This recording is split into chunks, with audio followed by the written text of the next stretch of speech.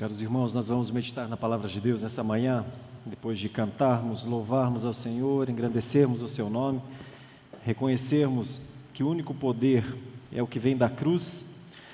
Nós vamos estudar a palavra de Deus na segunda carta de Paulo a Timóteo. Segunda carta de Paulo a Timóteo, no capítulo 1, versículos 6 até o 14, por favor.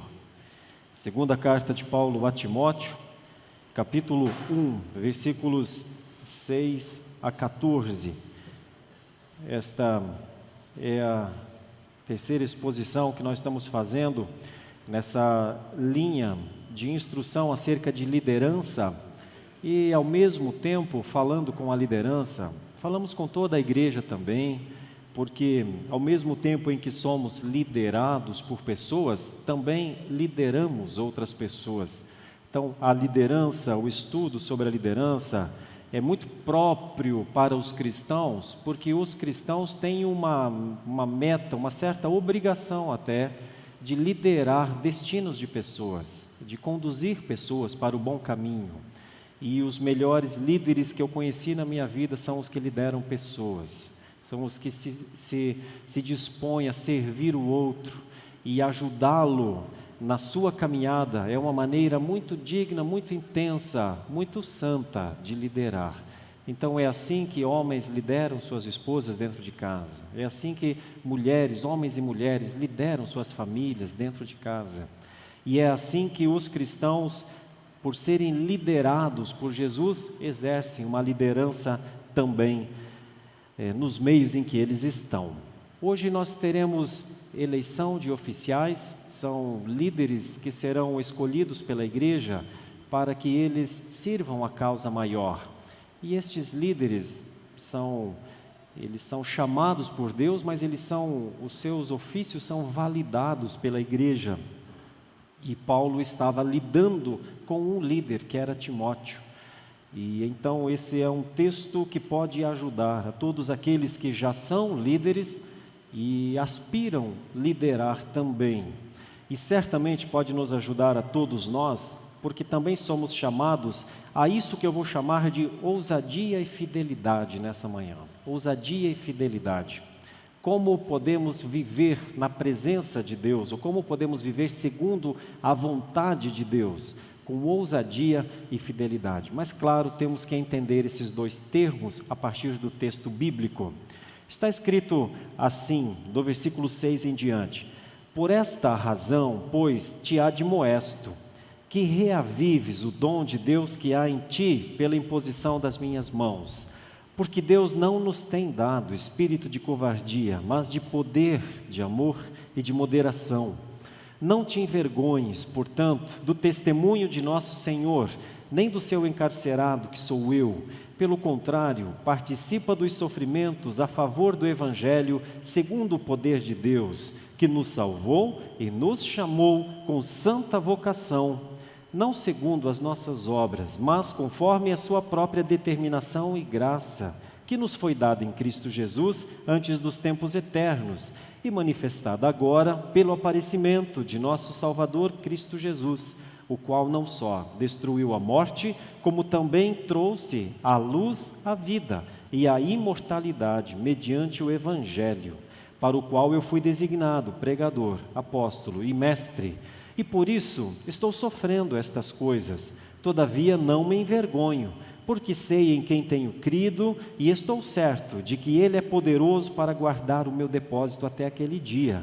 Mantenho o padrão das sãs palavras que de mim ouvistes com fé e com o amor que está em Cristo Jesus. Guarda o bom depósito mediante o Espírito Santo que habita em nós. Começo com as crianças, ajudando-as a pensarem nesse texto que o pastor leu, com uma ilustração. E a maneira talvez mais clara que eu poderia passar para vocês, crianças, é vocês desenharem alguém pensando, alguém muito pensativo, talvez com caminhos para percorrer, como as nossas irmãs do marketing colocaram aqui nos nossos folders, ou como em algum momento que a gente fica pensando, olhando para o vazio, preocupado, preocupada, com dúvidas na cabeça, talvez uma mente, uma cabeça com pontos de interrogação possa ser uma boa ideia. Que caminho seguir? Por onde andar? As crianças têm uma grande vantagem, elas têm seus pais, elas têm seus mestres, elas têm seus avós, que estão sempre tomando a criança pela mão, ajudando para que caminhem. Os pais, os avós, a família estendida está sempre ajudando a criança no extrapolamento dos limites, por exemplo. Quando uma criança se comporta de uma maneira um pouco inadequada, é sempre o pai, a mãe, o irmão mais velho, o tio, a tia, o avô, a avó, que diz: não faz assim, filho.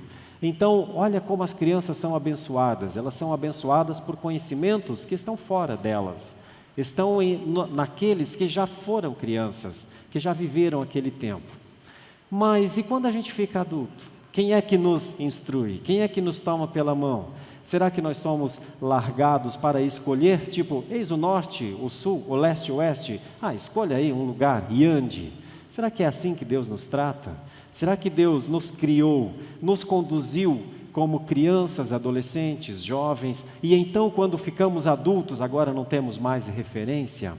Porque se fosse assim, melhor era sermos crianças, não é? Porque sempre seríamos guardados, protegidos, direcionados. Quando ficamos adultos, nós permanecemos sob orientação.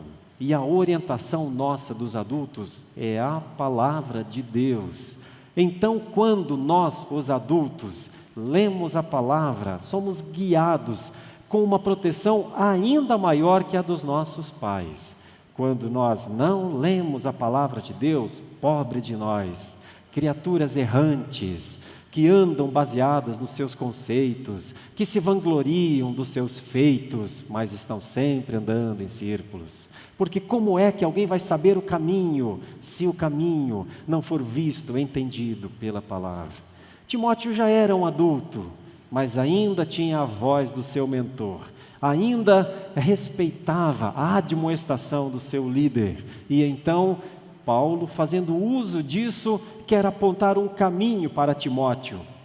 Entendem, crianças? Vocês conseguem entender que vocês precisam andar num caminho e que não podem andar para qualquer lado e que também não podem andar em círculo a vida inteira? Caminhada cristã é uma caminhada de destino. É uma caminhada que tem começo, meio e fim.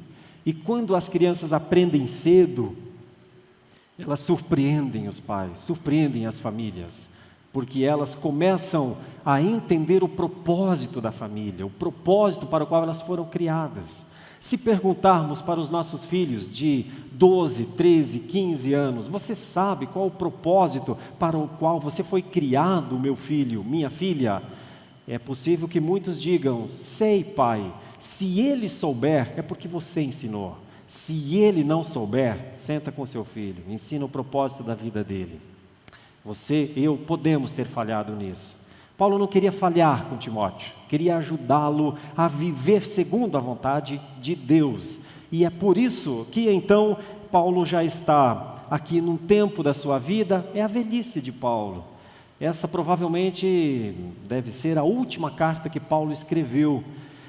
Este Paulo, que começou seu ministério lá na região, no extremo oriente, este que é chamado por Barnabé, separado pelo Espírito para ser missionário, sai de Antioquia, faz a primeira viagem, segunda viagem, terceira viagem missionária, planta as igrejas, confirma os discípulos, estabelece as igrejas. Em uma das viagens chama Timóteo para andar com ele. Agora ele já está no outro lado. Se ele estava no extremo oriente, agora ele está praticamente no extremo oeste do mundo. Está preso em Roma.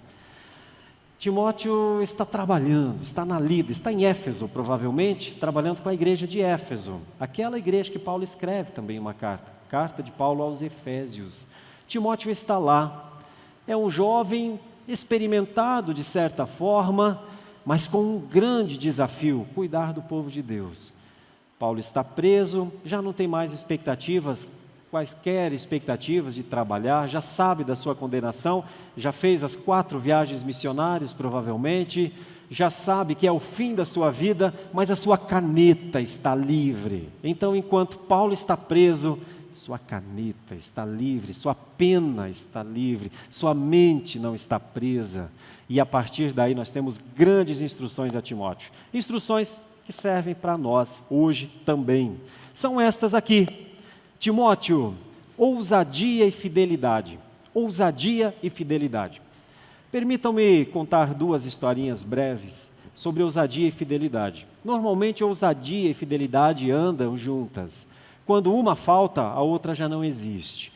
Um exemplo vem de Números 13, no Antigo Testamento. Você não precisa abrir, vou apenas contar a breve história. Em determinado momento, Moisés chama algumas pessoas, mandado por Deus. Foi Deus que disse: Moisés, disse o Senhor a Moisés, envia homens para que espiem a terra de Canaã, que eu hei de dar aos filhos de Israel.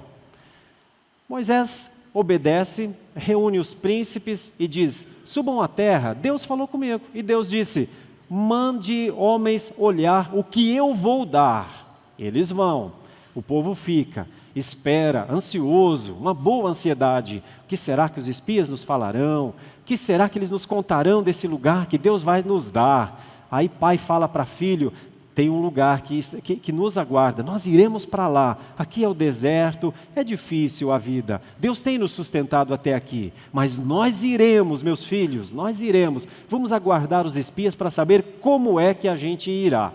Passa um tempo, demora um pouco, 40 dias, de repente lá ao longe eles estão vindo, caminhando, e todos esperando, falem logo. Quando eles chegam, a primeira notícia é muito boa, muito boa.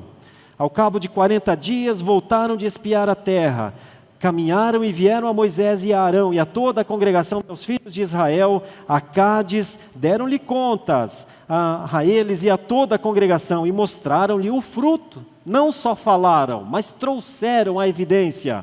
Olha que lugar maravilhoso. Relataram a Moisés e disseram: fomos à terra, aqui nos enviastes, e verdadeiramente mana leite e mel, esse é o fruto da terra. E o povo, claro que eu estou parafraseando, e o povo celebra e grita e diz: graças a Deus, o Senhor tem um lugar para nós, aleluia, ai que bom, vamos para a terra. Aí os espias falam: espera, mas a gente não falou tudo ainda. O povo, porém, que habita nessa terra é poderoso, e as cidades muito grandes e fortificadas. Também vimos ali os filhos de Anak. Os amalequitas habitam na terra do Neguebe. Os heteus, jebuseus, amorreus estão nas montanhas. Os cananeus estão ao pé do mar e pela ribeira do Jordão. Então um silêncio toma conta da congregação.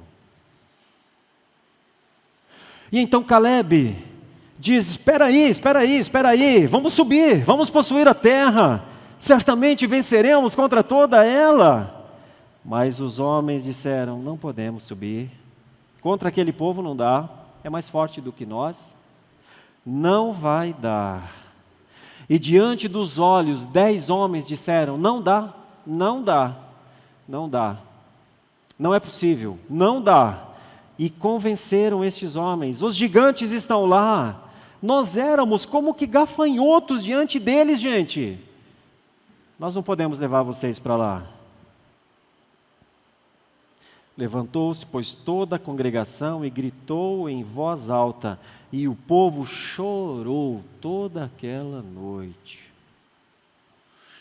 Ousadia e fidelidade andam juntas. Ousadia não é um ato louco. Ousadia é um ato obediente a Deus. Ousadia é um passo a mais que a gente dá, comandado pela voz no nosso ouvido, que é a palavra de Deus. Eu te sustento, eu te ajudo. Vai, sou eu que estou dando essa terra. Vai. Mas 10 disseram: não podemos ir. E então milhares não foram. E então sobrou para aquela noite o choro. Quando não existe a ousadia, é porque ela já é um reflexo da infidelidade. Não creram em Deus, não creram no seu poder. Esse é um dos exemplos. Um outro exemplo está no Novo Testamento, um exemplo muito interessante também, está em Marcos capítulo 14, você não precisa abrir, é a velha e conhecida história de Pedro. Velha e conhecida história de Pedro, e não só de Pedro, dos apóstolos também. Então lhes disse Jesus: todos vós vos escandalizareis, porque está escrito: ferirei o pastor e as ovelhas ficarão dispersas. Mas depois de minha ressurreição, irei adiante de vós para a Galiléia. Então rompe-se o silêncio com a voz de Pedro. Disse-lhe Pedro: ainda que todos se escandalizem, eu jamais. Respondeu-lhe Jesus: em verdade te digo que hoje, nesta noite, antes que 2 vezes cante o galo, ou seja, o galo não cantou 3 vezes, cantou 2, tu me negarás 3. O galo canta 2 e tu nega 3, amigão. Mas ele insistia com mais veemência. Tem mais veemência? É possível ter mais veemência do que a palavra eu jamais, Senhor? Eu jamais. Eu não. Eu jamais. Já é veemente essa expressão, né? Ela é curta e direta. Eu não, tá? Eu não. Esses aí pode ser. Mas eu não. Eu não. Isso é veemência. Aí quando Jesus disse, o galo canta 2, tu nega 3. Aí ele insistia com mais veemência.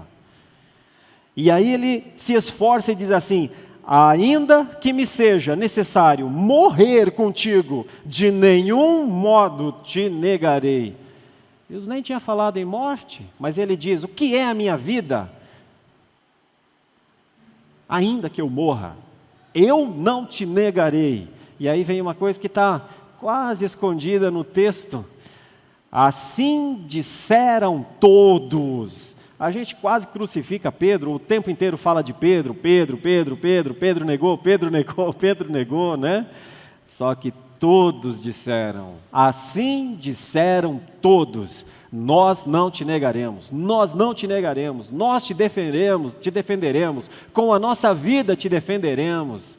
Estes são os primeiros discípulos do cristianismo, aqueles que falam, muitas vezes tomam decisões, afirmam com veemência, mas a sua infidelidade lhes rouba a ousadia. Agora nós temos um Timóteo aqui, começando uma igreja, um trabalho duro, difícil, numa região altamente idólatra. A região de Efésios era uma das piores, porque o templo de Diana dos Efésios ficava aqui. Templo grande, terrivelmente idólatra essa cidade, cidade promíscua, cidade que a economia estava amparada na idolatria, e esse é o conjunto para um desastre espiritual. Aqui está um jovem rapaz e um senhor, idoso, preso, velho, surrado da vida, para dizer, vamos conversar um pouquinho sobre caminhada cristã? Vamos conversar um pouquinho sobre vontade de Deus? Vamos conversar um pouquinho sobre a sua vida. Será que é importante a sua vida, Timóteo? Deixa eu falar um pouquinho com você sobre a sua vida. E então começa a falar essas coisas que eu li. 4 coisas Paulo diz a Timóteo aqui. A primeira delas, reaviva o dom. Reaviva o dom, no versículo 6. Por esta razão, pois te admoesto que reavives o dom. No versículo logo para frente, ele vai falar outra coisa. Não tenha vergonha, no versículo 8. Primeiro, reavive o dom. Depois, não tenha vergonha, Timóteo. A terceira coisa que ele fala, no versículo 13, mantenha o padrão, Timóteo. Mantenha o padrão. E a última coisa que ele fala no versículo 14, guarda o depósito. As 4 coisas que Paulo fala para Timóteo, ajudando-o a ser um homem segundo a vontade de Deus. Reaviva o dom, não tenha vergonha, mantenha o padrão e guarda o depósito. Vou explicar rapidamente isso, quase de maneira aplicativa, uma mensagem mais condensada nessa manhã, porque temos a ceia do Senhor, temos a eleição daqui a pouco também. O que era o dom para Timóteo? Isso está aqui na carta, em determinado momento, ainda na outra carta, na primeira carta, o momento em que Timóteo é levado, é comissionado e é e é instituído como um servo de Deus para a palavra de Deus, para viver pela palavra de Deus. E no capítulo 4 de 1 Timóteo ainda, nos versículos 11 a 14, nós temos um resumo do que Timóteo recebeu. Ordena e ensina estas coisas. Ninguém despreze a tua mocidade. Pelo contrário, torna-te padrão dos fiéis na palavra, no procedimento, no amor, na fé e na pureza. Até a minha chegada, aplica-te à leitura, à exortação e ao ensino. Não te faças negligente para com o dom que há em ti, que te foi concedido mediante profecia, com a imposição das mãos do presbitério. Paulo está dizendo para Timóteo: Timóteo, se Deus te chamou, Ele te deu as capacidades para que você possa fazer a diferença onde você estiver. Se você é crente, Ele não sonegou, Ele não guardou, Ele não escondeu, Ele não limitou você, Ele não tirou qualquer condição que seria necessária para que você fosse um bom crente. Se você for chamado para ser isso, é graça de Deus. Se a graça de Deus está em você, Timóteo, então você não pode ser um jovem pusilânime, então você não pode ser uma pessoa indecisa, então você não pode ser uma pessoa que anda em círculos. Isso pode ficar meio que apagado em você, mas essa era a admoestação. Acende isso. Acende é a ideia do reavives aqui. O que em você precisa ser acendido? Era essa preocupação para com Timóteo. Provavelmente Timóteo, por causa da sua juventude, tinha muitos temores. E é natural, a cultura preservava, ou a cultura privilegiava quem tinha mais idade. Os cabelos brancos eram honra. A velhice era um estado da evidência dos dias do Senhor. As cãs brancas representavam autoridade. Mas Timóteo estava lá novinho ainda, cabelo pretinho, sem nenhuma ruga, com a cútis rosada. E aí ele vinha para trazer a palavra de Deus e as pessoas falaram: mas tão novo, tão novo. O que Paulo está dizendo é: se Deus te fez um cristão, cristão não é nem novo nem velho, cristão é cristão. Reaviva o dom, acende o dom. Você é uma expressão da graça aí, Timóteo. E eu trago essa aplicação para nós. O que em nós precisa de chama? O que precisa ser incendiado dentro de nós? O que talvez precise de mais fervor dentro de nós? O que precisa voltar a ter vida dentro de nós? Na caminhada cristã a gente vê bastante isso. Normalmente as pessoas que conhecem a fé, que são convertidas, elas chegam com uma alegria, com um ânimo, com uma gratidão, elas chegam com tantos sonhos, com tantos planos, e normalmente, ou pelo menos algumas vezes, elas ouvem dos mais velhos: isso vai passar, viu? Isso vai passar. Esse querer evangelizar a cidade, isso vai passar. Olhe para mim, já passou. Então, o que já passou, que valeria a pena voltar? Pela palavra de Deus em nós. Vamos refletir sobre isso. O que se perdeu? O que se perdeu ao longo dos tempos e que você sabe que era um valor, você sabe que aquilo te distinguia, você sabe que aquilo te fazia diferente, você sabe que aquilo fez pessoas se assentarem e ouvirem o que você tinha para falar. O que fez com que em algum momento isso foi embora? Vale a pena pensar. O cristianismo é reflexão. E nós não podemos nos acostumar ao caos. Quando nós perdemos o senso da causa, da motivação para o que fomos criados, nós entramos num estado de letargia, nós perdemos o ânimo de ler as Escrituras, o ânimo de falar de Deus. Quem perde o ânimo de ler as Escrituras, perde o ânimo para orar. Quem não ora e não lê, não fala. Não é assim que muitas vezes estamos, sem falar, e nos perguntamos: por que não falamos? Como é bonito quando alguém fala do Evangelho, como parece ser vivo e verdadeiro quando alguém fala do Evangelho, por que eu não falo mais? Talvez a mensagem nessa manhã para nós seja: reaviva o dom que há em ti. Uma segunda coisa que Paulo falou a Timóteo, muito importante, está aqui no texto também. Não tenha vergonha, não ter vergonha, no versículo 8. Olha do que é que Timóteo não pode ter vergonha: do testemunho de Jesus de Paulo, que é o encarcerado. Ele é convidado a participar dos sofrimentos a favor do Evangelho, porque o poder é de Deus, e aí começa uma continuidade de expressões de graça. Paulo vai fazer uma declaração da graça de Deus para Timóteo. Na verdade, Paulo vai dizer a Timóteo: Timóteo, o que existe em você é a graça. Deus depositou graça em você. Você era um pecador, não poderia ser chamado filho de Deus, mas Deus, na sua muita misericórdia, lhe deu a salvação. A graça te salvou. Agora que você é um salvo pela graça, reconheça. Você vai ter vergonha do teu maior valor? Você vai ter vergonha da tua maior beleza? Você vai ter vergonha do que te faz diferente de um mundo caído? Você vai ter vergonha da melhor condição que alguém tem para apontar um caminho para outra pessoa? É disso, Timóteo, que você vai ter vergonha?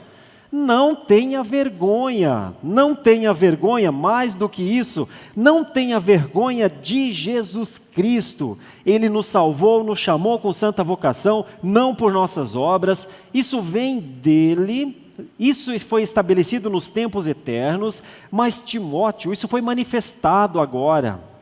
Ele destruiu a morte. Timóteo, você vai ter vergonha da vida, Timóteo? Você vai ter vergonha da luz, Timóteo? Você vai ter vergonha da imortalidade, Timóteo? Você vai ter vergonha da boa nova, Timóteo? Ai, meu Deus. Aí a gente entra numa situação assim, ninguém pode ter vergonha disso. Como é que alguém pode ter vergonha dessas coisas? Vergonha da graça. Vergonha da graça? Aí ele dá o testemunho dele, porque Timóteo, você me conhece, agora eu já estou velho, mas você sabe como eu vivi. Eu fui designado para ser pregador, apóstolo e mestre. Estou sofrendo isso hoje, estou preso, mas Timóteo, eu continuo não me envergonhando. Vocês lembram de quando Paulo escreveu aos Romanos? Porque não me envergonho do Evangelho, porque ele é o poder de Deus para todo o que nele crê. Assim agora Paulo está usando a sua experiência, o seu histórico para dizer: acredita, Timóteo, acredita. Talvez você seja um pouco tímido, Timóteo, mas a timidez não é justificativa para a vergonha. Não te envergonhe, Timóteo, não te envergonhe. Creia, Timóteo, olhe para mim, Timóteo. Nos dias atuais, alguém poderia dizer: olha, olhar justamente para você é motivo para eu me envergonhar. Tudo deu errado para você, Paulo, você está aí preso. Olha só, mas enquanto Paulo está preso em Roma, no extremo oeste do mundo, os da casa de César estão saudando igrejas. Quando ele escreve da prisão, ele vai dizendo: a guarda pretoriana manda lembranças. Um homem preso, limitado, algemado, humilhado, diminuído na sua dignidade, surrado, marcado pelas chibatadas, um homem sofrido, mas o Evangelho pulula dentro dele, explode a cada palavra. O que é o homem diante do Evangelho, né? É sobre isso que Paulo está falando com Timóteo. Timóteo, você é jovem ainda. Olha o que você pode fazer, Timóteo. Reaviva o dom, Timóteo. Não tenha vergonha, Timóteo. Quando Paulo fala sobre o padrão, manter o padrão da sã doutrina, Paulo foi o primeiro a ouvir o padrão da sã doutrina. Em Atos capítulo 2, 42, quando eles perseveravam na doutrina dos apóstolos, e na comunhão, e no partir do pão, e em cada refeição havia alegria, prazer, comunhão. Assim nasceu a igreja. Paulo herdou isso, o padrão da sã doutrina, e passou para Timóteo, passou para Tito, passou para Priscila e Áquila, passou para tantos outros do seu colegiado. Agora ele diz: eu não estou pedindo algo novo para você, meu filho. Estou pedindo que você mantenha o que você é. Mantenha o padrão da sã doutrina, ou o padrão das sãs palavras que de mim ouviste com fé e com o amor que está em Cristo Jesus. Aqui, essa divisãozinha, ela se conecta um pouco com a ideia do dom, do reavivar o dom. Meus irmãos, quando oramos ao Senhor e dizemos: Senhor, eu tenho me perdido um pouco, eu tenho me afastado um pouco, Eu tenho diminuído a ênfase que eu sei que é verdadeira. Eu sei que eu existo para ser luz para os gentios. Eu sei que eu existo para ser como que um espelho da luz de Cristo. Eu não tenho sido, eu não tenho falado, eu não tenho sido ativo na pregação do Evangelho. Da mesma forma, o padrão do cristianismo diminui muito.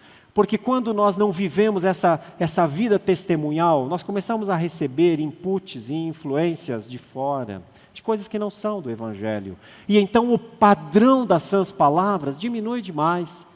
Hoje é muito comum crentes falando palavrão, muito comum crentes mentindo, muito comum crentes arrogantes, muito comum crentes justiceiros, fariseus modernos. É muito comum, infelizmente. É um padrão baixo de cristianismo. Hoje é muito comum cristãos não fazerem discípulos e acharem que não estão pecando porque não fazem discípulos. Cristãos não sendo fiéis nos seus dízimos, nas suas ofertas, achando que eles não precisam fazer isso. O padrão não está assim, aquele padrão. No entanto, o que Paulo espera é que Timóteo, ao ter esse dom reavivado, mantenha também o padrão. Essas não foram as palavras de Jesus para nós? Nós não andamos por fé e não por vistas? Nós não andamos pela direção de Deus? Então só há uma coisa a fazer: arrepender-nos do nosso baixo padrão e recuperarmos um padrão. O cristianismo tem um padrão de excelência, um padrão de obediência, um padrão de vida, um padrão exemplar. Então, quando os cristãos que falavam palavrões param de falar palavrões, o padrão está voltando. Quando eles mentiam e param de mentir e falam a verdade, o padrão está voltando. Quando eles moderam dentro das suas casas, ao invés de gritar aos quatro cantos, eu mando aqui, o padrão está voltando. Quando eles não exigem tanto dos outros, porque eles também não conseguem fazer o melhor para os outros, o padrão está voltando. E é bonito ver um bom padrão. Timóteo esperava certamente fazer um bom ministério em Éfeso, mas ele precisaria do padrão das sãs palavras. E a última coisa, então, importante também: Timóteo, guarda o bom depósito mediante o Espírito Santo que habita em nós. Novamente, o que é o bom depósito? Então, na primeira carta de Paulo a Timóteo, capítulo 6, versículo 20, nós percebemos um pouco do que era o depósito. E tu, ó Timóteo, guarda o que te foi concedido, evitando os falatórios inúteis e profanos, as contradições do saber, como falsamente lhe chamam. Então, e tu, Timóteo, guarda o que te foi confiado. Que é o bom depósito? O que foi confiado. O que nos foi confiado? O nome de filhos de Deus. Guarda o nome, honra o nome que você é um filho de Deus, honra o nome que você é cristão. Guarda o que te foi, porque o que te foi confiado, já foi confiado a Paulo uma vez também. É quando ele diz: eu combati o bom combate, eu completei a carreira, eu guardei a fé. Guarda o bom depósito. Paulo fala da confiança que ele tem em ter esse bom depósito até o final da sua vida, aqui mesmo nessa carta, no versículo 12. E por isso estou sofrendo essas coisas, todavia não me envergonho, porque sei em quem tenho crido. Paulo está lembrando de Jó, que falou isso: eu sei em quem eu tenho crido, estou certo que Ele é poderoso para fazer infinitamente mais. Esse infinitamente mais de Jó, para Paulo, é guardar o bom depósito até aquele dia. Ainda no até aquele dia pressupõe uma esperança eterna da volta do Senhor Jesus Cristo.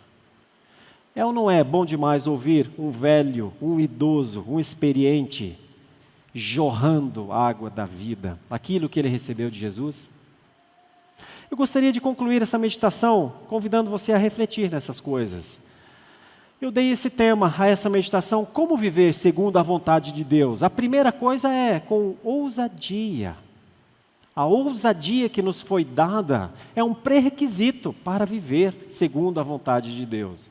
Mas lembre, ousadia não é loucura. Ousadia não é romper com os ensinos de Deus. Ousadia não é impor a minha vontade, o meu gosto, o meu jeito. Ousadia é outra coisa. Ousadia é dar passos com segurança. Eu sei em quem eu tenho crido e eu vou prosseguir. Eu sei quem é o meu Deus e eu vou andar neste poder. Eu sei para o que Deus me chamou e eu vou ser esta pessoa, ainda que eu sofra, ainda que eu seja perseguido, ainda que não gostem do meu jeito de ser, ainda que me excluam, eu andarei assim. Isso é ousadia. É a certeza de que você andará protegido no poder daquele que te chamou. Fidelidade é quando a gente não se afasta das coisas que a gente sabe que são verdadeiras. Uma das piores coisas é a infidelidade conjugal. É quando um homem ou uma mulher se afasta daquilo que ele prometeu. Ninguém era obrigado a se casar, mas quando se casou, fez o voto. A quem liderou o trabalho fez a pergunta e ele disse: eu vou fazer isso. Infidelidade é quando você nega o que você se comprometeu. Eu e você não podemos negar nossa profissão de fé. Um dia nós chegamos aqui ou em algum lugar e um pastor disse: você crê em Deus Pai, Deus Filho e Deus Espírito Santo? E nós dissemos: cremos. Ele disse: você crê que o Senhor Jesus Cristo na plenitude dos tempos veio à terra para ser o Salvador de todo aquele que nele crê? Nós dissemos: cremos. Foi dito: você se compromete a viver segundo as orientações desses líderes se essa igreja permanecer de acordo com as Escrituras? Nós dissemos: prometemos. Todos nós, eu inclusive, você, todos nós. Quando nós trouxemos os nossos filhos para eles serem batizados, na fé que nós temos, o pastor disse: você se compromete em levar essa criança ao ensino das Escrituras? E até quando se ela não souber ler, você se compromete em ajudá-la a aprender para que ela conheça cedo as Sagradas Escrituras? Nós dissemos: sim, pastor, a gente se compromete. Meus irmãos, nós não podemos ser infiéis à nossa própria palavra, a não ser que queiramos abrir mão dos nossos votos e falar: Senhor, rompe com isso. Eu quero descreditar e quero, a partir de hoje, viver não mais pela minha profissão de fé, mas quero viver pelas outras coisas que eu aprendi depois da minha profissão de fé. Se não conseguirmos negar nossa profissão de fé lá atrás, do dia em que fizemos a profissão de fé, também não podemos negá-la na nossa vida. É uma incoerência. É um erro, é um pecado que precisa ser confessado para que possa haver arrependimento. Fidelidade é guardar o bom depósito, porque o Espírito Santo habita em nós. Que o Senhor nos ajude, nos dê graça, que possamos olhar para a vida que temos, fazer perguntas difíceis às vezes. Senhor, eu tenho vivido segundo a Tua vontade, Senhor? Se a nossa consciência falar, sim, apesar das lutas, das dificuldades, sim, você tem vivido, meu servo, você tem vivido, louvado seja Deus, agradeça a Deus, é graça de Deus na sua vida. Se você olhar assim e falar: puxa, eu devia pensar mais nisso, eu penso em viver, mas eu não sei se é segundo a vontade de Deus, talvez eu nem saiba direito o que é a vontade de Deus, o que Deus requer de mim. Use essa manhã, use essa palavra, use essa Bíblia, leve isso, grife aí na Bíblia que você tem. Olhe para o amor de Paulo a Timóteo, leve isso para você. Reflita sobre isso, reflita sobre o dom que está em você, reflita sobre a vergonha, reflita sobre se você tem permanecido na fé, reflita, isso não vai lhe fazer mal, vai lhe fazer bem. Nos faz bem pensar nas belas palavras de vida. Lembrem que 2 homens foram prender Jesus, não conseguiram prender Jesus, porque as suas palavras eram palavras de vida. Quando os guardas voltaram e então perguntaram: por que não trouxeram o prisioneiro? Eles disseram: porque ninguém fala como ele. Essa é a palavra de Deus ao seu coração. Que o Senhor, com a sua graça, nos ajude na prática do zelo, da firmeza, da fidelidade, a partir da palavra dele. Cada um de nós pode sair dessa igreja nessa manhã pensando sobre como temos vivido. Se a nossa vida está sob a vontade de Deus, ou se em algum momento a nossa vontade está determinando a nossa forma de viver. Que Deus tenha misericórdia de nós, da Igreja Presbiteriana da Lapa, da Igreja do Senhor Jesus Cristo na terra, para que a sua palavra, sua voz, seja a que nos guie. Que Deus tenha misericórdia de nós. Nosso Deus e nosso Pai, te louvamos e te engrandecemos, porque a tua palavra orienta a nossa vida. Senhor, talvez tenhamos tido uma semana difícil, em que não pudemos nos dedicar às palavras de vida que vêm das Escrituras. Senhor, mas a Tua palavra trabalha no nosso interior, nos faz lembrar do que somos, nos faz lembrar da coragem que precisamos ter, nos faz lembrar da esperança que não pode sumir de nós, nos faz lembrar da fé que está dentro de nós. Agora ajuda-nos, Senhor, na compreensão destas coisas, para que possamos viver assim, com ousadia e com fidelidade. Assim nós oramos em nome de Jesus. Amém. Muito obrigado por nos acompanhar até o final deste vídeo. Para receber mais reflexões e ficar por dentro dos próximos conteúdos, te convidamos a seguir as nossas redes sociais que estão na descrição. Alguns vídeos aparecerão na tela caso queira continuar nos assistindo. Abraço e até a próxima.